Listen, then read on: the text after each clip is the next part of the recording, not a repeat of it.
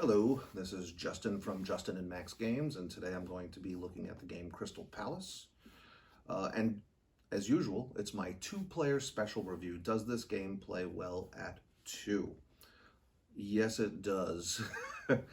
This is a game that I absolutely hate to love and love to hate.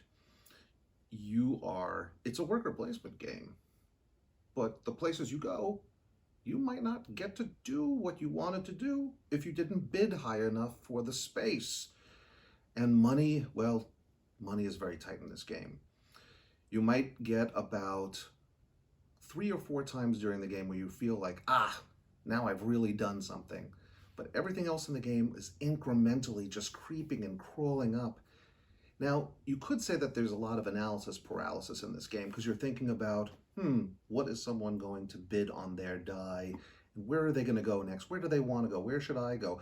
Ooh, if I need to take a loan, am I going to get a really bad loan where I lose 10 points unless I can pay it back? Or what's going to come out next? Should I try to do pairs of cards, trying to match them up? There is so much to think about, but really, I think this game is about taking risks, taking your chances, doing what you can do, spend what it is that you can spend at the time, and not worry about it too much, because as the game goes along, these little incremental increases that you get, these tiny little bumps that you barely think that you're making any headway, you start to actually make some as it goes on. It never feels like a lot, but just enough. I rate this game very high. I'm right around probably at a two-player game, 8.5 to 9. And the components are wonderful. The art is so cool. It's so original. It's so interesting. It's amazing. I really, really, really like the art in this game.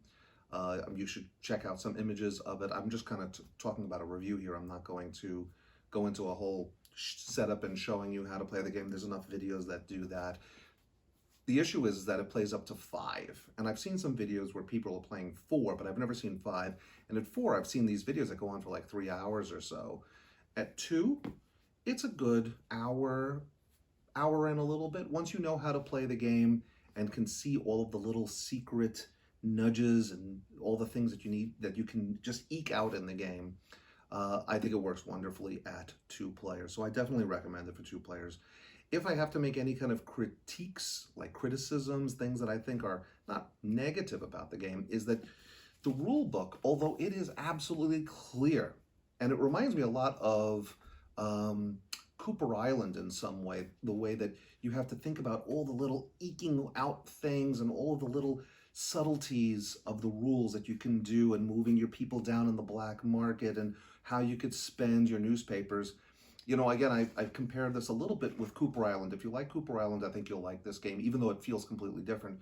In Cooper Island, you have these compasses, and the compasses is basically different ways of getting things that you don't have. In this game, it's newspapers and money. You can get what you don't have. You're never really blocked out of anything. You could always get what you want. It's how much you're willing to sacrifice at the moment. One thing I could, as a suggestion in a two-player game, is that the buzz track seems to be a bit long for what you're trying to accomplish. I've been able to get up very high on the track, but you only get a couple of points to at the end of the game if you do that, or if you take a risk and you wait on placing one of your tokens.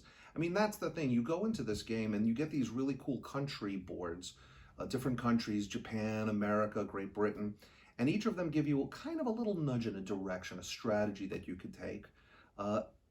This is a game where I feel like every time I've played, I start a strategy and then something else gets in the way, and either my opponent, Erica, or just something else pops up. The flavor of the game is awesome. The flavor of the various kooky machines that you're making, the various people that show up, that sometimes connect with the machines and sometimes they don't. I love that. But oh yeah, I was going to get back to a critique. Sorry, I just kind of got sidetracked in my mind. The rules are great. However, as opposed to the rules with Cooper Island, in Cooper Island, the important rules are kind of highlighted in a certain way and they're reiterated. In this game, everything is kind of just told to you what to do. But I think there needs to be a little bit more, in my opinion, sort of an emphasis on things. Everything seems to be almost like exactly even, but some of these nuanced rules could be explained in a way that, don't forget, you could do this. I don't know. It took us a few games to really get all of these little nuances and exactly how they operated. But overall, would I recommend Crystal Palace for 2 players? Absolutely.